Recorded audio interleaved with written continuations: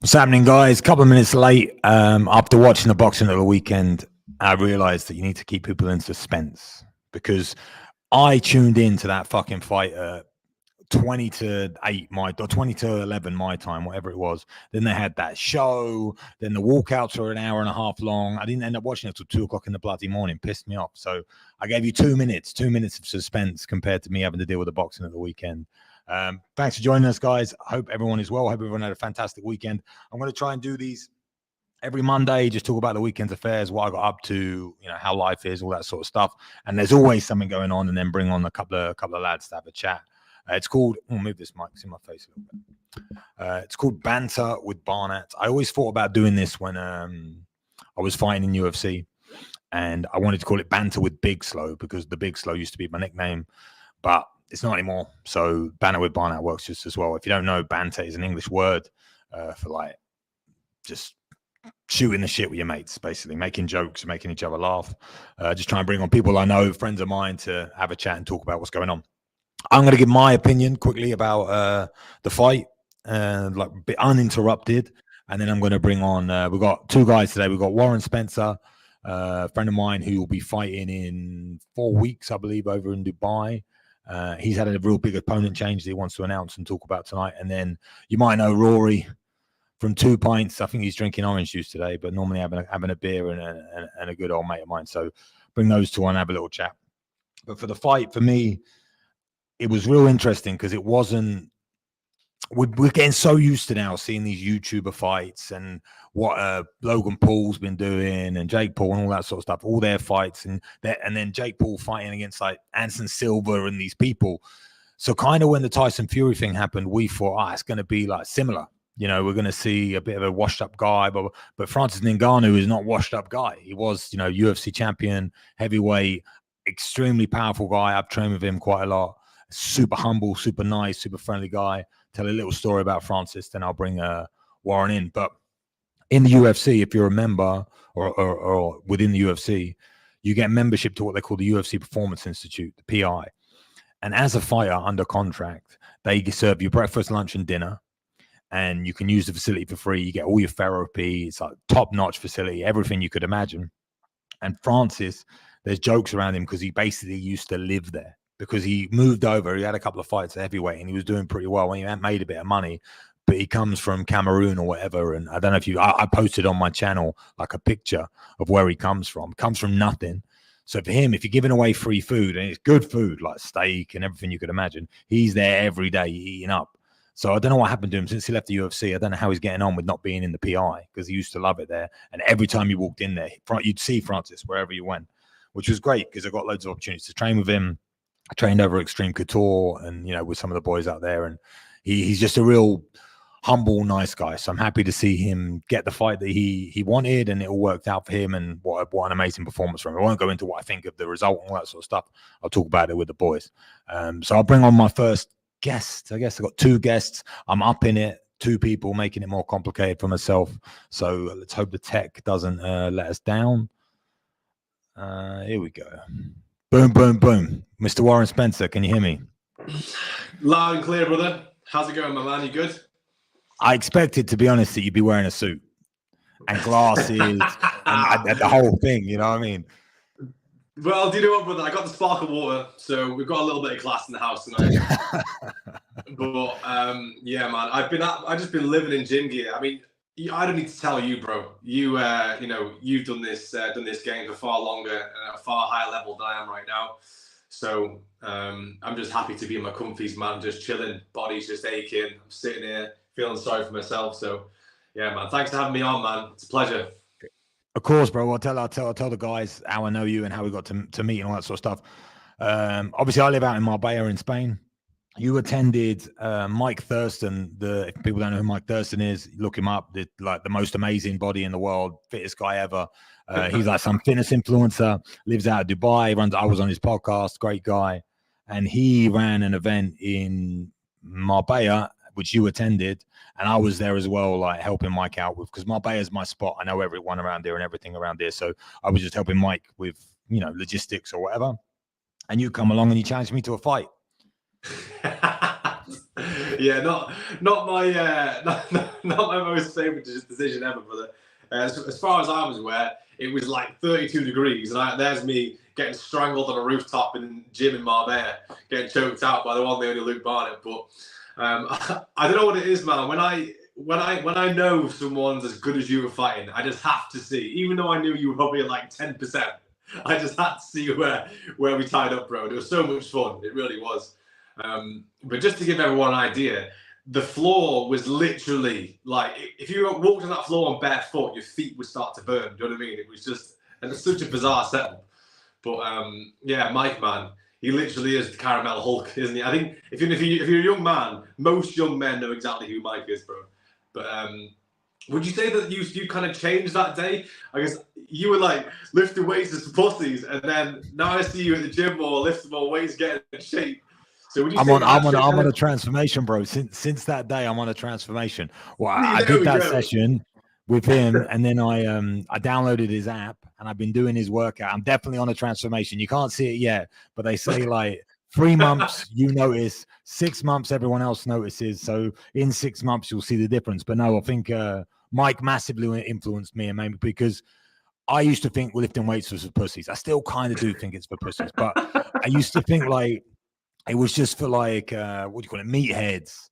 It is though, bro, really. Yeah, it is. That's what I'm saying. But then you meet Mike and yourself and some of the people that were at the event.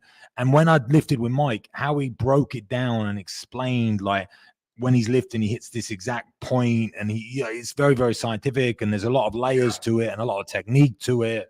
And reality is I don't want to be a fat cunt, so I need to be in shape. So I just I thought, yeah, let's give this a go. But ever since that day, to be honest, because when it first happened, what first inspired me to get back in shape, because my last fight will be 3 years ago in December, and I just been fucking blinders on, looking at business, making money, trying to work things out. And obviously I'm extremely fortunate to have tutelage from Andrew and Tristan and all the boys out there, and they've been like hammering me and helping me with loads. I've been so focused on real world stuff and all this crap going on. So I took the foot off my gas with my fitness. And I realized it when I went to Romania and sparred with Tate, and he beat the shit out of me for 18 rounds. Solid. First 2 rounds, I did all right. Rorry was there, I think, actually. Rory's coming on in a minute. He was there. I did all right. And then it just got worse and worse and worse. And I thought, oh, God. It's like, you probably get this, even like you said, with different levels of competition. But compared to the average man, like, I think, but in a fight, I'd smash him. In a fight, no problem. Boxing, no problem. But when you do 2 rounds and it's like gassing walking up the stairs. That's how I felt. I was like, it was a real moment for me. Yeah. Do you know what? It's funny that you used to say about Andrew as well, because I think Andrew's got a very particular fighting style. It's a very interesting style to me, because when he moves, he looks very relaxed. Like he's not really, he's not a very like jittery kind of, fighter. That he doesn't look like he carries a lot of energy. But to me, it kind of leads you into a false sense of security, doesn't it? Like you said, he literally snaps like a cobra. So 1 minute he's just chill, next minute, boom, he just flicks one up, and he hits hard, man. He hits like a truck. What a prick! What an absolute prick! But it's all good. It's all good. So, did you watch the boxing of the weekend? Obviously, you got a fight coming up in 4 weeks, but did you watch the big one on Saturday? Absolutely, bro. Yeah. I did watch it, and I'll say, I'm just going to say it. There's a lot of, obviously it's a very controversial win. There's no shadow of a doubt. All the boxers are saying, everyone that says Francis won doesn't know boxing. All the MMA guys are saying it should have been a night for the MMA community. I think that's just going to go on forever. If you look at all the comments, the majority of the comments seem to say that, listen, Tyson, I love you, bro, but you should have taken the L on that one. It is what it is. I think there's a lot of controversy around saving the big boxing name, saving the records. It's all a big business, isn't it? It's all money, and it's all trying to pull things together to maximize profits for the promotions, the fighters. I'm sure you know it yourself, but that's the way it kind of seemed to me. Breaking down the fight, I thought it was absolutely amazing. It's testament to Mike Tyson's work.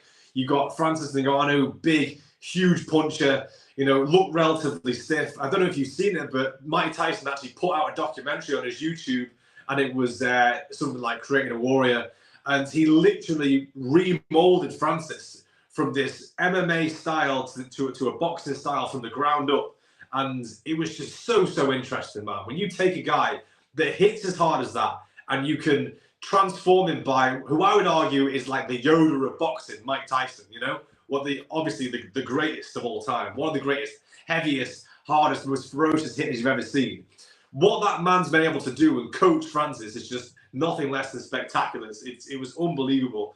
And, you know, everyone says this MMA guy, it's like it's his first fight, but he can bang, bro. And people overlook that, I think. I think Tyson might even have overlooked that, but it was an exciting fight. It got the fans going. Tyson isn't normally that fun to watch. I thought it was a fun fight to watch. It was explosive. There was a knockdown and, you know, controversial win. I got what I paid for. So I'm happy, bro. It was a good fight.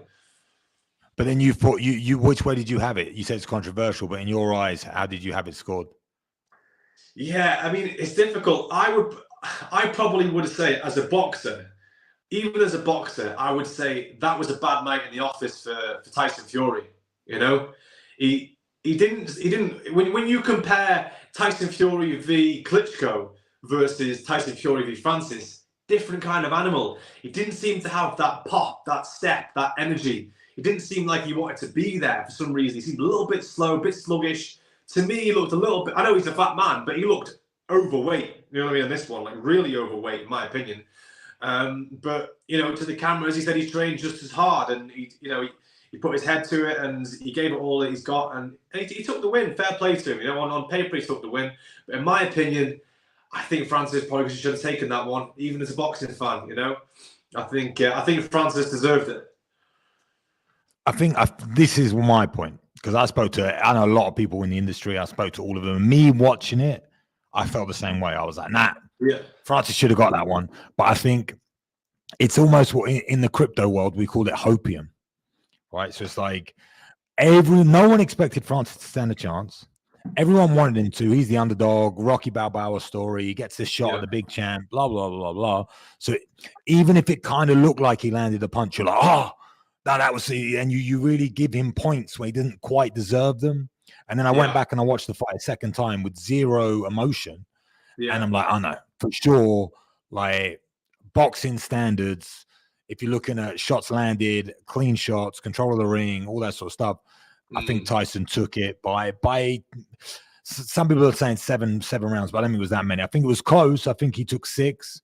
And, you know, Tyson, so it was like 1 round. I think the actual judge that got it right got it perfect because it was a 10-8. Yeah. And I think if you take away the like absolute joy and amazement that how well Francis is going, and you just watch it like they're two fighters, and you know, so I think everyone got a bit carried away with themselves because of the way it was. I still think, however you look at it, it's a win for Francis and it's a loss for Fury. Like I just was talking to Tristan. I don't know if Tristan's watching because he said he would be, but who knows? And he said, so it's something I'm going to repeat. He said that, yeah, what's up, Tristan? There was a line from Rocky 1. I'm going to butcher it, or from Rocky 2, where Apollo wins the first fight, and his coach says to him, or someone says to him, he says, I won, but I didn't beat him. That's kind of what he says. And that's what I feel like for Fury. He won the fight, but he didn't beat him. He didn't beat Francis. Francis beat Tyson, in my opinion, like, which is incredible and retarded to say. I don't think we'll get to see a rematch because I think now Francis has got the PFL thing. So he's signed with PFL. He's going to fight in PFL. And I just think people are going to be afraid of him now. They're not. There's nothing to win from beating Francis, all that sort of stuff. But incredible. I was up in bed on my phone watching it like a loser, like a brokey, and I was like, wow. And then my phone died after the 10th round, so I had to charge my phone to find out the decision. So I was like, whoa, what's going on? And it was. Lost the illegal stream. I thought Francis has won, and then I turn on Instagram first, and I see Errol Hawani tweet like robbery or whatever, and I was like, okay, so I got it. But then for you, like I said, you're 4 weeks away. You've had some big news today. Maybe you want to tell. First of all, maybe tell the guys where you're fighting, what you're fighting for, all that sort of stuff. Who you were supposed to be fighting. I don't really even know that story. You don't really like this guy. So you can talk about it. You predicted the guy was going to pull out. He ended up pulling out, and then you got a great replacement. Yeah, thanks, man. Do you know what? So the original plan for this fight, it's Crypto Fight Night co-main event. It was meant to be against Jack Fincham.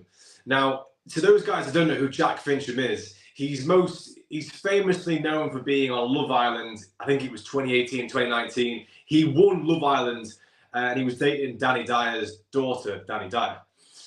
So that's when it all came out. So the first thing I did was shots fired. I thought, guy can't hold down a relationship with the birds. Definitely is going to be able to commit to this fight. My prediction is Jack Sausage pulls out. Done. And then it gets to like, I don't know, 3 weeks later, 4 weeks later.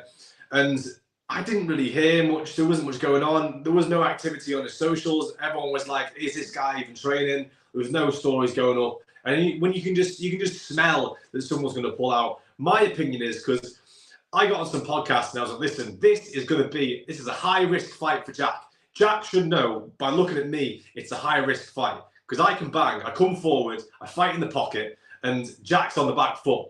He hates pressure. So for him to fight me is high risk because I am on paper in the boxing world, I'm a nobody right now, yeah? I understand where I am. I need to be a realist. I'm a fucking nobody. So if Jack, before he's even got a chance to get his career going, gets whooped by a nobody, it's all over for him. And I made myself very clear when I said that. And I think the arse has fallen out of him. He's got some shit going on in his life right now. Some legal stuff. I don't want to come over that too much, but he's got things going on. My opinion, be a man, fucking deal with it. You signed to fight, just fight, you know? If anything, a fight camp's going to help your head. It's going to get you a more of a routine structure. You got something to focus on. But no, he chose to bottle it. So it is what it is. I'll come back and get you later, Jack. Got a knockout waiting for you. But this is where the stars kind of align, brother, because things tend to just fall into place sometimes in life. I think you work consistently towards something. Eventually, things will fall into place. There's a famous thing that Robert Downey Jr. says, and it's like, sometimes you can be sat in a room and there's 4 pictures on the wall, and you have to guess which one the safe's behind, and you pick, and it's that one, you know? Sometimes things just fall into place when you're in the right position in life and you just stay consistent. And I believe that's what's happened here. I said to my managers, well, you know Kay very well, I said, listen, Kay, I don't care what you do. You give me an opportunity, I will fight anybody you put in front of me, anybody, without any question. And he was like, okay, man. So he gives me a phone call and he's like, Warren, do you want the good news or the bad news? And I was like, well, obviously the bad news comes first, doesn't it? And he said, Jack's pulled out. And I just said, sausage. I knew exactly that was going to happen. What's the good news? And he said, do you want to fight Aaron Chalmers? And I said, what do you think my answer is going to be to that, brother? And I was like, let's get it on. So he made the fight. And now we got Aaron the Joker Chalmers stepping in, 24th of November. And it's a fantastic fight for so many reasons. As you can see, I'm bubbling with excitement. I know it's going to be great. We both come forward as fighters. We both stand. We both trade. There's none of this hugging bullshit that you see in the YouTube space. And Aaron's now got a 4-week training camp. Fair play to him. He's a fucking true fighter. He stepped in 4 weeks' notice. He does not need this to go to points. He can't let it go to points. I can do 10 threes. So if this goes into the later rounds, he's getting dusted, and he knows he is. So he's going to try and take me out early. I know exactly that's what he's going to do. So we're going to swing him from the hills from the first round, mate. It's going to be fantastic, and I can't wait. So how many rounds is the fight? So we're scheduled for five twos and 5 threes, I think it might be now, because we didn't change it. 5-round fight, and like I said, I know Aaron pretty well. We commentated together on this show called Fame MMA, and I've been out with him and know him all right. He's a good guy, but as a fighter, like, he's decent and he carries power. He has natural power. I remember because he started off in the MMA scene, and he if people don't know Aaron Chalmers, they probably do, but if you don't, he like comes from the reality TV, Geordie Shore background. Then he's like one of the original guys to start fighting out. Like, you know, like now we have all these guys doing it. He's one of the originals, and it wasn't really a thing then. Yeah. And he went into MMA, and I think he went to Bellator in the end. But before Bellator, he was somewhere. I can't remember exactly. I just remember watching him fight, and he was sparking people out. I mean, knocking them out clean. And it's the thing. People are, it's set up, he got an easy fight, all this crap. It's like, listen, bro, it doesn't matter if you get an easy fight. Like, I've had plenty of easy fights. Knocking another man out it's a talent. It's a skill. Yeah. If you either possess it or you don't. Luckily, I possess it, especially with head kicks and knees. But yeah, it's like you have to possess it. So Aaron's at, like you say, 4 weeks. He's going to come early, first round, second. He's going to come. You just know he is, and he possesses that power. So for you, it's a big step up in profile. There's no doubt about it compared to the other guy, but it's a way more dangerous fight. Yeah, absolutely. And I don't want to discredit Jack Fincham at all, really, for his fighting Fuck skill. that guy. He gave up, bro. I don't know who he is. Fuck him. No. Get rid of him. Fuck him. Don't be nice about him. Fuck him. He didn't. Like you said, I'm a fighter, bro. He signed to fight and he pussied out. Don't fuck him. Don't even mention his name. Carry on. But I was just going to say that you're absolutely right. But he's had a full amateur career, so I didn't expect him to bring no game. Do you know what I mean? I expected him to bring some skill. I watched his fights. He's throwing the uppercuts. He's swift on his feet. So I wasn't expecting him to bring nothing, you know. But let's be serious. I was going to bulldoze that man, and he knew it. But the Aaron fight, it's going to be interesting, bro. It is going to be interesting. Like you said, full credit to the man. He's one of those guys that just shows up. He doesn't care. He fought Idris Virgo 6 weeks ago. And Idris Virgo, mate, he's pretty... He's come forward fighter, you know. He's 16-0, I think 16-0 professional boxer. I was just like, I'm going to show this guy who a real fucking fighter is. Jumped in the ring and was like, let's go. And he nearly put Idris away in the first round. I don't know if you've seen the fight. He's fighting Idris Virgo. He nearly puts him away. It's insane. It's absolutely insane. You know, he's decent, bro, and he comes forward and he believes. The thing is, as a fighter, you got to believe in yourself. He believes because he's knocked people out. I felt the same thing. When you knock someone out, then you knock them out. Then you start to believe, I possess this skill, and he does. Yeah. So it's like for me. I said this quite a lot, but fighting is when you train, it's 99% physical and 1% mental. You know what you go in there and you train your body. When you fight, it's 99% mental and 1% physical. You're in shape. You've been doing the camp, like you said, 16 weeks, wherever you are in shape. It's all down to that day where you go in there, you make the walk and you step in. It's all down to that mindset you have in that moment on that day. We can talk about Tyson Fury and his mindset. And you're saying, oh, he didn't look himself. Bro, he got in there with Francis Ngannou and he got fucking hit and he thought, this ain't going to be as easy as I thought it was going to be. Yeah. That guy is an animal. So his mind took a bit of a wobble, and then he did what he had to do to win, like a great boxer does, and that's how he stays undefeated. But you got to understand that when you go, as a friend, you got to understand when you go in there in that first round, those first exchanges are going to be what it's all about. You know what I mean? That where your mind is, that you got to be switched on from the beginning. Yeah, and that's where you gain your respect. And as much as we've bigged Darren Chalmers up in this stream, I've got to say, just like the Francis Ngannou and Tyson fight, never underestimate the underdog, man. He's the hungrier guy. I'm the hungrier man. I'm coming for what he's got. If I go in there and put on a demonstration like I know I will, I'm somebody after this. Oh, this kid can bang. Do you know what I mean? He's ready. Any one of these YouTube, TikTok bullshit fighters, they can get it. But I don't think they want the smoke. And this is one reason why Aaron Chalmers was fighting Idris Virgo, because he was offered out to all of these YouTube guys. And they just think, no, why would I take a fight against someone like that and risk getting whooped when I can make myself look good by knocking out 10 pussies? Do you know what I mean? So I'm throwing myself into the fucking fire here. I know the stakes on this fight. Throwing yourself into the fire is far more noble. I'm going to put myself on a pedestal here, and just go for it. And for me, this is a win-win fight. You know what I mean? It can't go any other way but a win. Well, bro, fighters fight. That's all it's about. Getting in there, and it's an experience. Whatever happens, you're gonna love it. I'm gonna be there because when I found out you were fighting, we arranged all the boys to go and watch, and I was like, "Who's commentating on this thing?" And I messaged the event. And I messaged him. I'm like, "Who's commentating?" I get a text from K. He's like, "You're commentating, bro." I was like, "Nice one." The guy who's running the event I've known for like 10 years, so it worked out okay. So now I'll be commentating. I'm commentating with Gareth A. Davis, if you know him, big boxing pundit guy. So it'll be fun. I've known him a lot of years, did his podcast all the years back in the day. So I'm looking forward to it, being ringside, seeing your moment, seeing you shine, getting the opportunity to fight a big name. You deserve it because you're willing to fight anybody, bro. And I know you'll do yourself proud, whatever happens. So I look forward to it. And I'll see you in Manchester next weekend because I'm going to be in Manchester as well. But after that, I'll see you in Dubai, bro.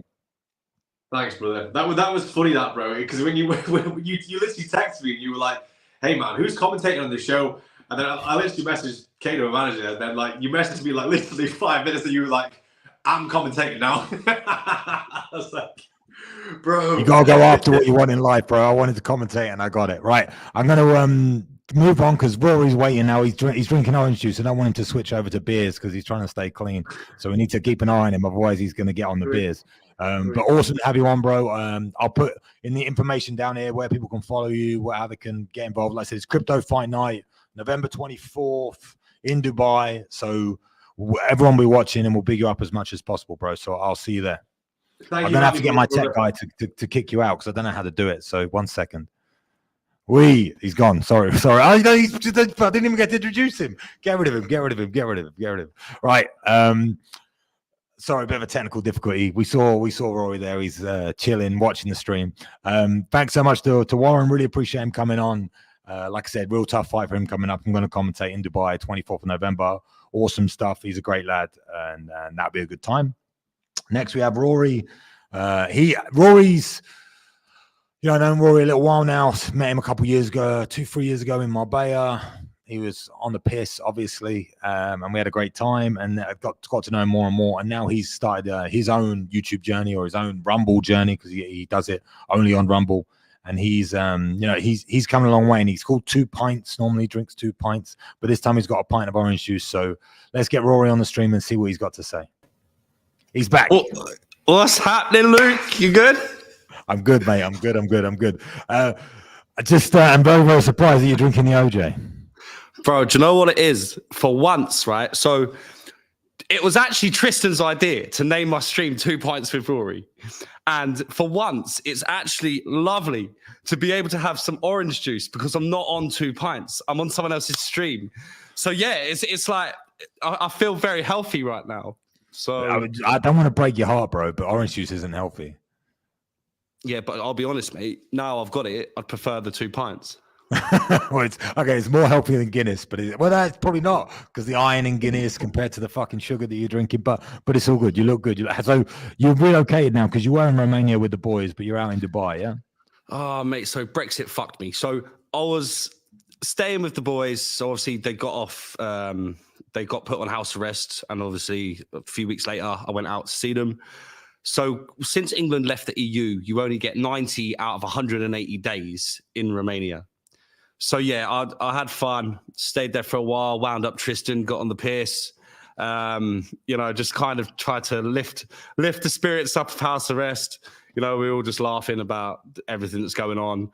And, I was just fucking the house up, turning it into a laser tag yard and slides and drinking stupid amounts of whiskey with Tristan till 7 o'clock in the morning.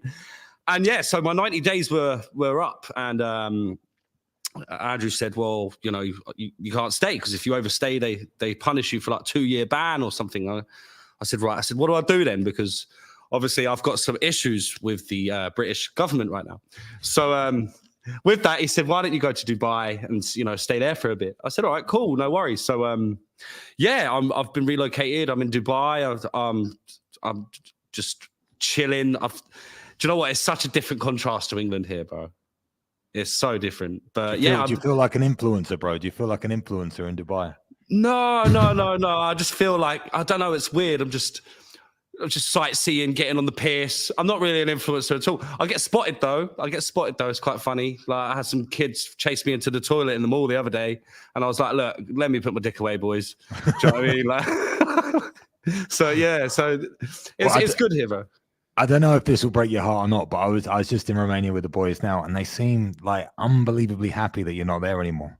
They're so happy. Like, I don't mean that they didn't physically say they're happy that you're not there, but they just seem so like I've been going every month and this is the best they've ever seen. So I don't know if them being happy is to do with you not being around or not, but they just seem like, chill. It's the best I've seen them. See, I'll be honest. I think it's actually a coping mechanism. I think that they're so heartbroken that I'm gone that they've convinced themselves that they're super happy, especially Tristan. I bet Tristan's the happiest he's ever been in his life in your eyes. But I know deep down, he's crying. His heart's broken, bro. He wants to be back. He actually messages me every night, like, please come back, please. And I just say, I can't, Tristan, I can't. But you know, it is what it is, Luke. Do you know what I mean? Oh, they'll cope, mate. They're strong. They're strong men. I'm sure they'll be all right with having you not around. Yeah, well, I did say to him, I said, "You've got an iron mind. I'm sure you'll be all right, Tristan." So something that I picked up with that happened at the weekend. Obviously, I thought it was very sad, but then you went on some big rant about it. Is Chandler died? Chandler Bing died. Yeah, but Friends is shit. Like, do you know what I mean? Like, all right, yeah, Chandler died, R.I.P., God bless his soul. Like, you know, I don't like to hear the death of anyone, but I just can't get over the fact that Friends is shit. And the world made a huge deal of it. Like, don't get me wrong, he was a good actor. Like, but any show that has to have laughing in the background to make you laugh has to be shit. Like, I don't know, but I got attacked for that on my story massively because I was like, Friends is and always will be shit. And everyone just come at me like, you fucking name one Irish show that's as good as Friends. And I'm like, well, I'll be honest, I don't watch TV anyway. All I said was Friends is shit. And someone called me disrespectful. They said, he passed away, have respect. And I said, what, Friends passed away? When did Friends pass away? And fuck Friends. And I think what you're eloquently saying, which I'll try and translate because I know you so well, is the world started to go wrong with Friends. Friends was the start of like, there is no way on earth you could have 3 guys and 3 girls be friends. Doesn't exist.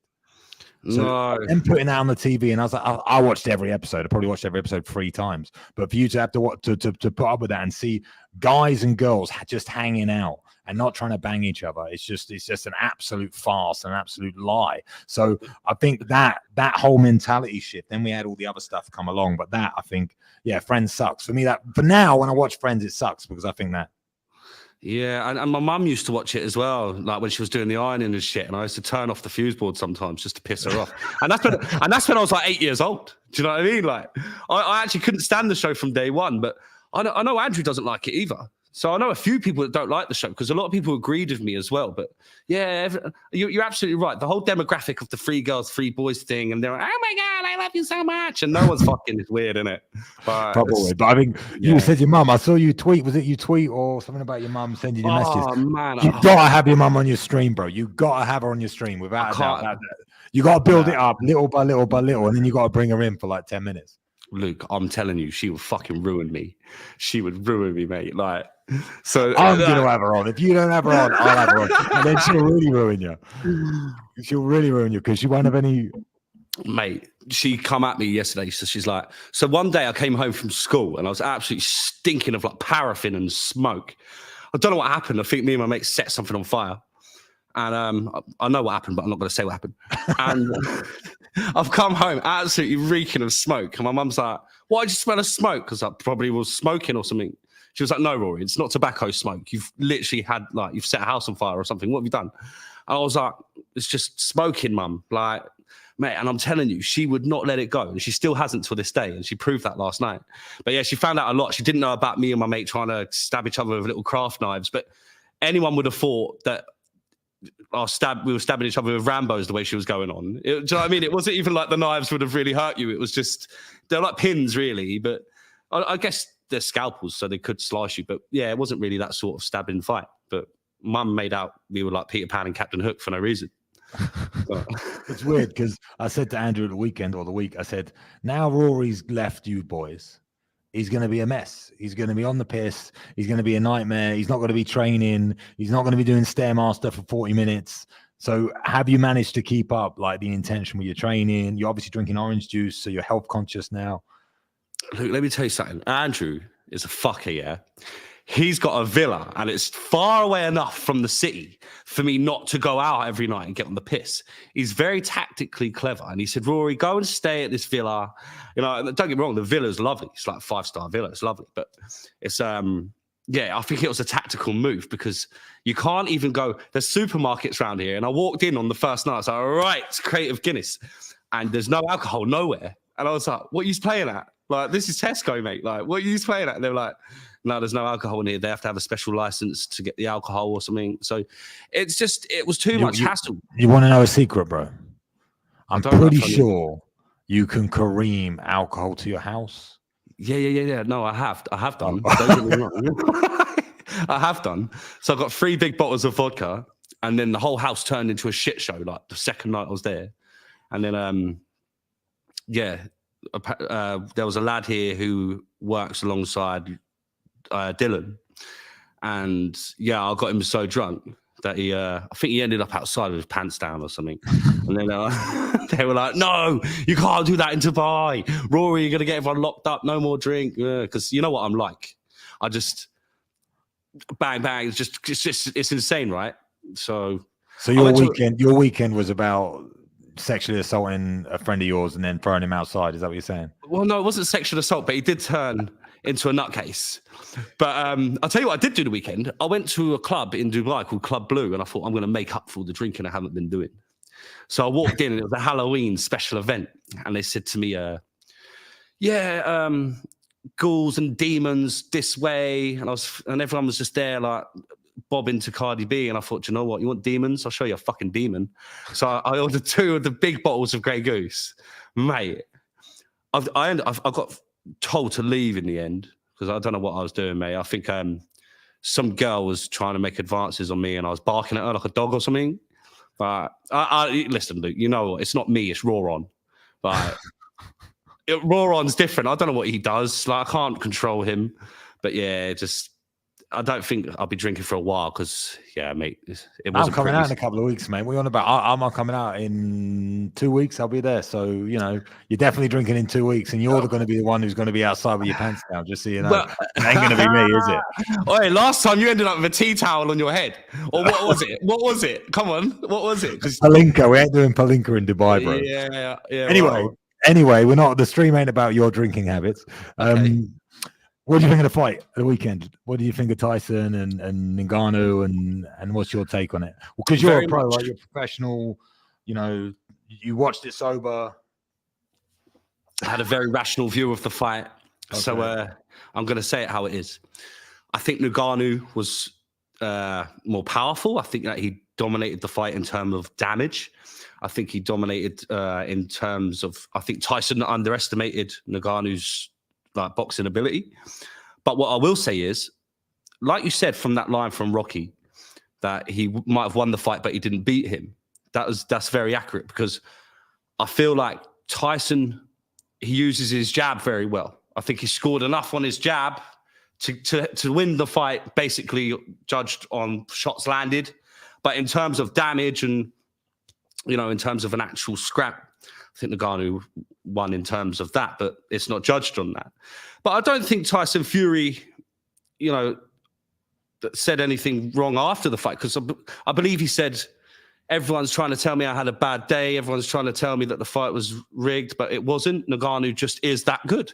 Like, he realized this man actually is a powerhouse. So I don't know. I think he's put the frighteners into Tyson Fury now. Yeah, I think what people do, again, being the MMA guy, and the power that you possess in your hands, cool, whatever. Francis has got that. We know that. Like I was saying on the stream about there's certain guys that just have it. This is like an ability given by God. If you touch him, it's over. He just has that touch of death. But also, he's got so much grappling experience from his MMA days and wrestling. You see when they collide and they come together, and Tyson tries to grab hold of him. If Ngannou he's like you called it, a powerhouse, just shrugs him off and then throws. He's got like a different feel. They call it like man strength or grappler's strength, or whatever you want to call it. Like you get tendon strength through grappling. Boxers don't have that. I believe all boxers should do wrestling. They should all do Greco-Roman wrestling as part of their routine, because it would make them such better boxers. And I feel like Ngannou kind of proved that in the fight, because whenever they come together, he was always winning those exchanges, when they were like coming together and holding on to each other.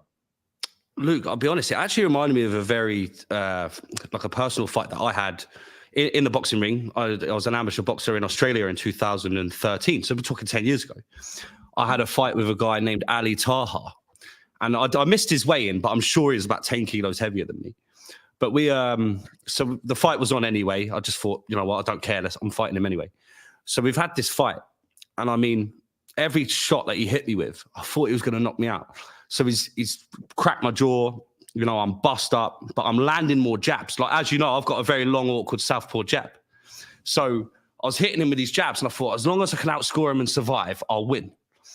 and it got to he hit me with one body shot, and then he hit me with a body and then a hook to the head. And I remember blacking out on the ropes, and I thought, I've just got to survive. So I moved my head around so he'd miss, and then I started to get my vision back, and I lasted to the end of the round. And at the end of the fight, I just thought, who's fucking won? Like, I couldn't call it. And so the refs got us in the middle of the ring. The judges are giving their cards in, and I won the fight by a split decision. But there wasn't a fucking mark on him. I was bust. Do you know what I mean? So it was the same sort of thing. Like, I did think when he hit me with one of them temple shots, I thought, if he gets me with another one of these, I'm gone. You know, so it was, for me, like you say, you won the fight, but you didn't beat him. And he was a very sore loser about it, if I'm honest. If I can remember rightly, he was a very sore loser about it. And rightly so, because, you know, I said to him after the fight, I said, mate, if you got me with another one of them shots, I would have been fucked. And he goes, I don't know how you survived, because I think he had 8 fights, 8 wins, 8 knockouts at the time. He said, I don't know how you survived after that body shot. He goes, but I ran out of ideas.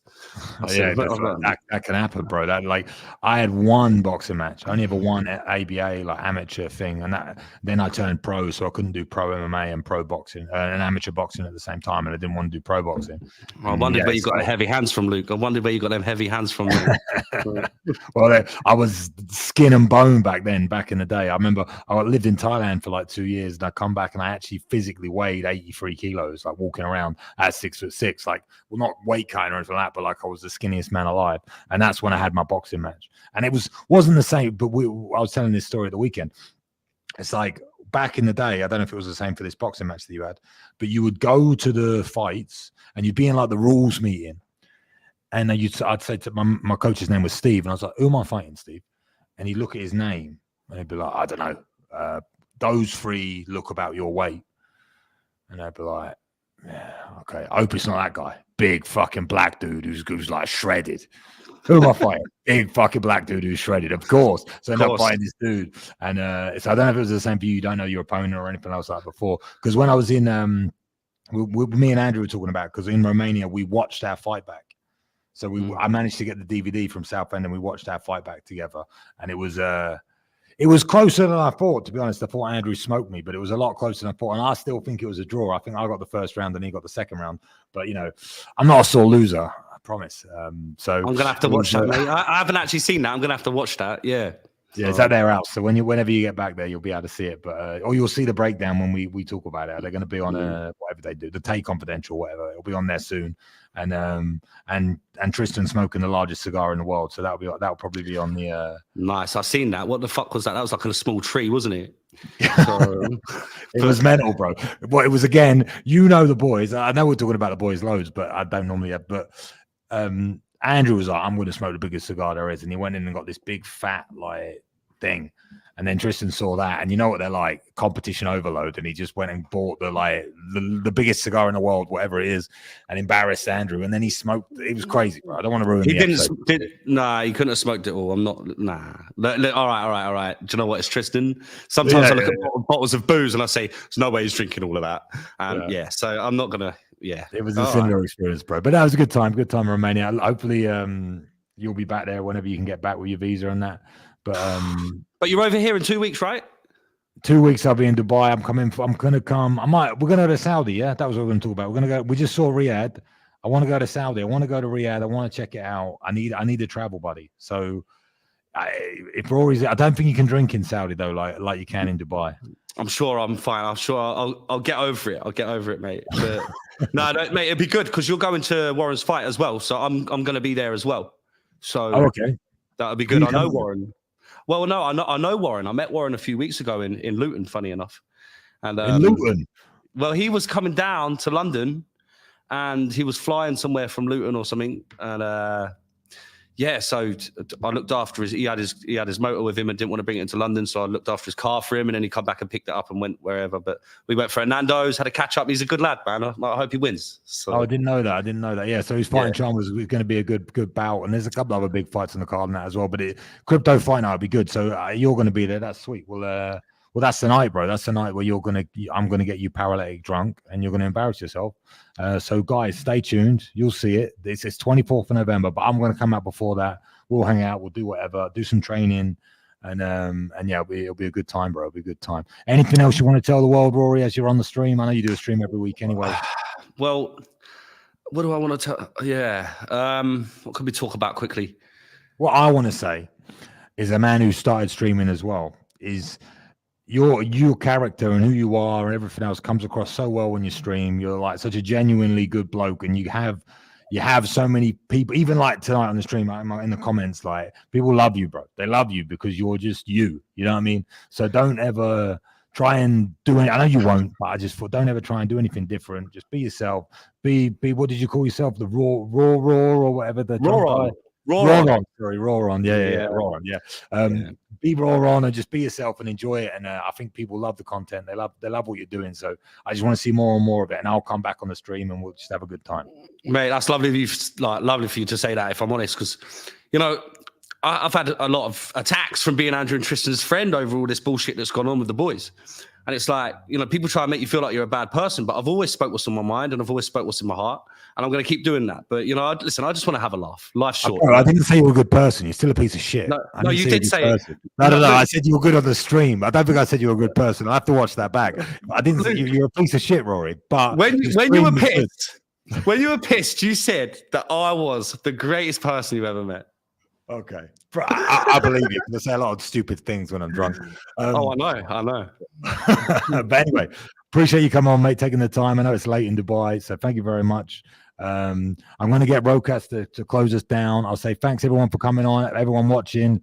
Luke, thanks for having me on. I'll if you're on Rumble, make sure you're following Rory. I'll make sure I put all the stuff in the description. You can see that he does 2 pints every week, every other week, whenever he gets people on that. He's had some great guests, got loads of good guests lined up as well. So make sure you check out 2 pints. And I'll catch you in a couple of weeks, Rory. Luke, you're a top man. Thanks for having me on, pal. I'll see you soon. Bye, mate.